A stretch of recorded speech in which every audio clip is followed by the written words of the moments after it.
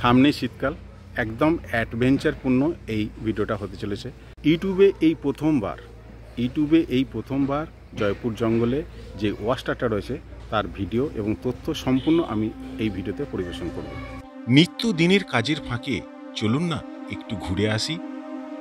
আর যদি হয় সেটা আপনার হাতের নাগালে। দূর থেকে দেখতে খানিকটা জল ট্যাঙ্কির মতো লাগলেও এটা কিন্তু একটি ওয়াচ টাওয়ার কাম হোটেল।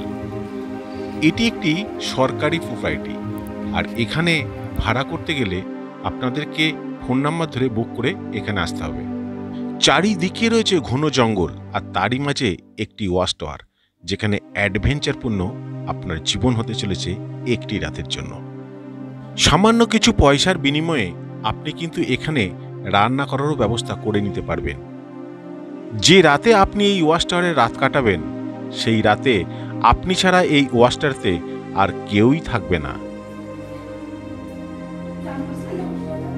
আর এই জায়গাটার একটা মূল আকর্ষণ আমি আপনাদেরকে বলে দিই। আপনারা হয়তো অনেক সময় কামারপুকুর, জয়রামবাটি এবং বিষ্ণুপুর অনেক সময় ট্রাভেল করেন, অনেক সময় আসতে চান, তো এখানে কি হয়, একটা রাত কোথাও কাটাতে হয়। তা আমি বলবো কামারপুকুর, জয়রামবাটি করে আপনারা রাতটা এই জয়পুর ফরেস্টে কাটান।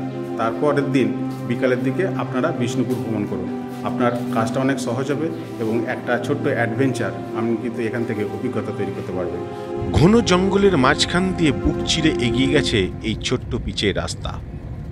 এই পথ কোনো উল্লেখযোগ্য রাস্তা নয়, কিন্তু হতে পারে আপনার মনিকোঠায় চিরদিনের জন্য স্থান করে নিতে পারে। প্রথমে দেখতে পাবেন দামোদর, তারপর ধীরে ধীরে এগিয়ে গেলে আপনার চোখের সামনে আসবে দ্বারকেশ্বর নদী। এই ট্যুরের জন্য একটি বাইক হলেই যথেষ্ট, আর যদি 4 চাকা থাকে তাহলে তো কোনো কথাই নেই।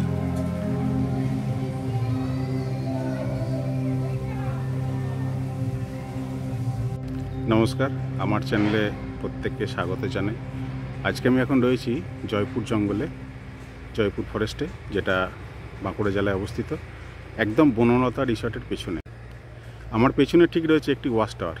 আজকে আমি আপনাদেরকে এই ওয়াচ টাওয়ারটা আজকে রাতে আমরা থাকবো এবং সম্পূর্ণ অ্যাডভেঞ্চার এবং খরচ কত আর কিভাবে এখানে আসা যায়, যোগাযোগ কী আছে, সমস্তটা আমি আপনাদেরকে এই ভিডিওর মধ্যে সমস্ত তথ্য তুলে ধরার চেষ্টা করব। মাত্র একদিনের ছুটি, মানে একদিনের ট্যুরের আপনাদেরকে একটা নাইট স্টে করার সম্পূর্ণ তথ্য দিয়ে একটা ভিডিও আমি আপনাদের সামনে প্রেজেন্ট করতে চলেছি। আর এই জায়গাটা একদম বর্ধমান থেকে সামান্য কলকাতা থেকেও আপনারা কিন্তু এখানে নাইট স্টে করতে পারেন। জঙ্গল মানেই বুঝতে পারছেন, চতুর্দিকে সবুজের সমারোহ, আর তারই মাঝে রয়েছে একটি ওয়াচ টাওয়ার। ওয়াচ টাওয়ারটা বেশ পুরনো। আমি আপনাদেরকে এই ওয়াচ টাওয়ারের ভেতরে কী আছে এবং ঘরগুলো কেমন এবং ভাড়া কত, সমস্ত তথ্য বিশদে আমি কিন্তু পরিবেশন করব এই ভিডিওর মাধ্যমে। খুব কম খরচের মধ্যে কিন্তু আমরা এই ওয়াচ টাওয়ারটাকে ভাড়া করেছি। আজকে সারা দিন থাকবো, রাত থাকবো এবং সম্পূর্ণটা আপনাদেরকে দেখাবো, রাতের অভিজ্ঞতা আপনাদের সঙ্গে শেয়ার করব। আর তার আগে বলি, আমরা যে ঘরগুলোতে থাকবো সেই ঘরগুলো আপনাদেরকে একটু সম্পূর্ণ দেখাবার চেষ্টা করব। তো চলো আমি ভেতরে যাচ্ছি, তারপর আমি আপনাদেরকে ঘরগুলোকে সম্পূর্ণ দেখাই।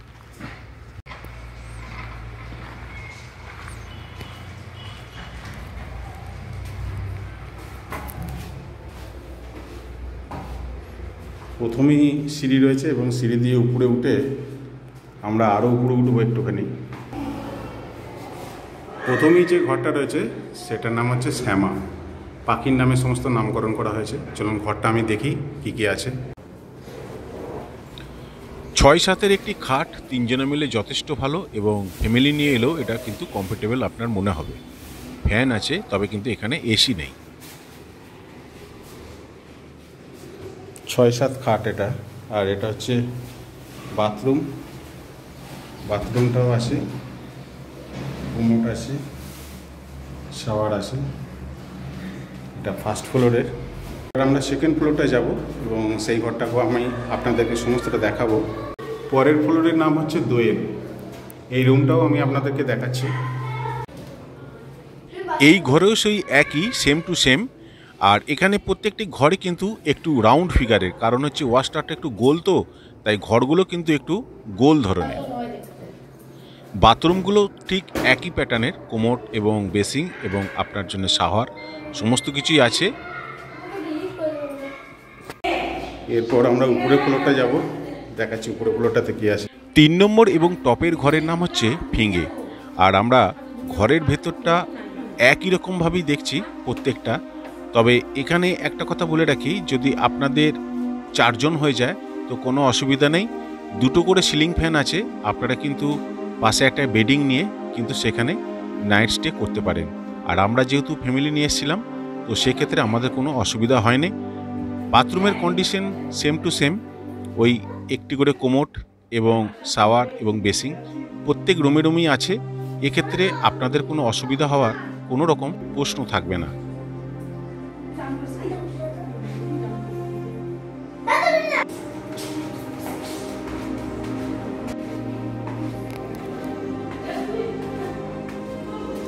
এখানে একটা লম্বা ডাইনিং প্লেস আছে, একদম এটা টপে আছে, কিন্তু উপরে কিন্তু ছাদ দেওয়া আছে, এই তোমরা দেখতে পাচ্ছ।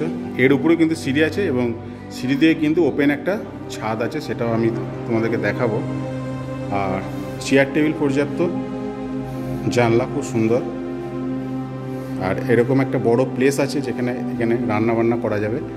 তোমরা চাইলে এখানে ফ্যানও দেওয়া আছে, এই সাইডে একটা আছে, এই সাইডে একটা আছে। হ্যাঁ, এখানে বেসিংও আছে, কোনো অসুবিধা হওয়ার কিছু নেই। আর এইটা হচ্ছে একদম টপে উপরে যাওয়ার জন্য, উপরে কিন্তু একটা ছাদ আছে ওপেন, সেটা আমি আপনাদেরকে দেখাচ্ছি। ছাদের অংশটুকু যদি আপনি ব্যবহার করতে চান তাহলে আগের দিন কেয়ারটেকারকে ফোন করে বলে দেবেন যে ছাদের চাবিটা যেন অবশ্যই সঙ্গে করে নিয়ে আসে। আর ছাদ থেকে আপনি যে দৃশ্যগুলো দেখতে পাবেন সত্যি মনোরম, চতুর্দিকে সবুজ আর সবুজ। আপনার ধারে কাছে কেউ থাকবে না আপনার নিঃশ্বাস শোনার জন্য। শীতের দুপুরটা কিন্তু আপনার বেশ মনোরম হতে যাবে যদি আপনি শীতকালে এই জায়গাটায় এসে থাকেন। আর আমি ছাদ থেকে আপনাদেরকে সেই মনোরম ভিউগুলো দেখাচ্ছি। আর গাছগুলো কত বড় দেখুন, 5তলা বিল্ডিংয়ের একটা টাওয়ারকেও কিন্তু অতিক্রম করছে। এই হচ্ছে ওয়াচ টাওয়ারের রাতের দৃশ্য, একদম চারিদিকে নিশুতি। আপনারা দেখতে পাচ্ছেন, সম্পূর্ণ অ্যাডভেঞ্চার। মানে আপনারা যদি কখনো এই সময় এখানে এসে রাত কাটান তো আপনাদের যে অ্যাডভেঞ্চার সেটা কিন্তু সম্পূর্ণ মিটে যাবে একদম অল্প খরচায়। তো তোমাদেরকে দেখাচ্ছি, দেখো এই রাতের দৃশ্য।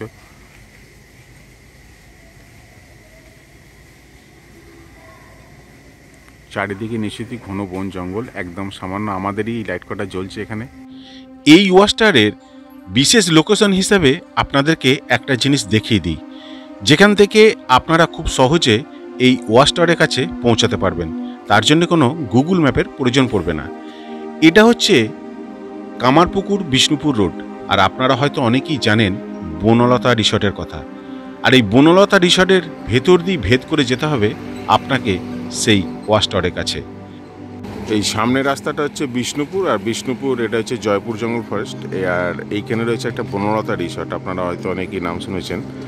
আর এই বনলতা রিসর্টের একদম ভেতর দিয়ে, মানে ঠিক এই রাস্তাটা দিয়ে ভেদ করে দিয়ে আপনাকে এই 200 মিটারের মতো এগিয়ে যেতে হবে, তাহলে আপনারা পেয়ে যাবেন জয়পুর ওই যে ওয়াচ টাওয়ারটা রয়েছে সেখানে। আর একটু দেখিয়ে দিই, আর এদিকটা হচ্ছে আপনার কামারপুকুর। বোঝা গেল ব্যাপারটা। ওয়াচ টাওয়ারের কাছে কোনো দোকান এসব কিছু নেই। আপনারা যদি কিছু কেনাকাটা বা সকালের দিকে একটু চা বা কিছু খেতে চান, টিফিন আপনারা বনলতা রিসর্টের সামনে এসে খেতে পারেন। এখানে অনেক ক্যাফে ট্যাফে রয়েছে। আরও এই ওয়াচ টাওয়ার বুকিং করার জন্যে একটি ফোন নাম্বারই যথেষ্ট। এখানে যে রক্ষণাবেক্ষণ করে তারই পার্সোনাল নাম্বার আমি এখানে শেয়ার করব। আর ওকে ফোন করেই আপনি অফিসিয়ালিভাবে ঘরটা বুক করতে পারেন।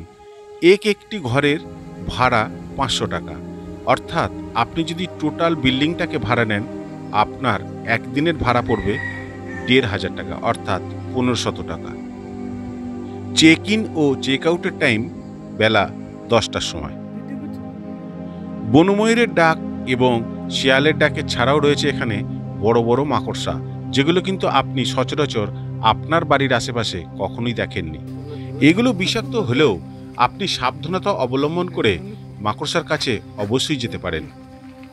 এই ওয়াচ টাওয়ারের কেয়ারটেকার হিসেবে কাজ করে এই মিঠুন, এখানকার স্থানীয় মানুষ, এবং বনের সমস্ত কিছু খুঁটিনাটি ওর পক্ষে জানা। তাই ওনার না বলার কথা আমি কিছুটা হলেও আপনাদেরকে বলে দিচ্ছি। আপনাদেরকে সম্পূর্ণ সহযোগিতার হাত বাড়িয়ে দেবে এই মিঠুন, আর মিঠুনের ফোন নাম্বারেই আমি ডেসক্রিপশন বক্সে আপনাদেরকে শেয়ার করে দেব। এইবার আমাদের যাবার পালা, তাই সমস্ত কিছু গোছগাছ করে বাড়ির উদ্দেশ্যে রওনা দেব। তবে আমাকে যদি এখানকার আস্কিং রেট দিতে বলেন, আমি 100 দেব। সম্পূর্ণ অ্যাডভেঞ্চার রাতের দিকে আমরা কিন্তু উপভোগ করেছি। আঁকাবাঁকা পথের ওর গভীর নির্জনের যদি আপনি মনোরম পরিবেশ নিতে চান, তাহলে একটিবারের জন্য জয়পুর ওয়াস্টার আপনার জন্যে যথেষ্ট মন ছুঁয়ে দেবে।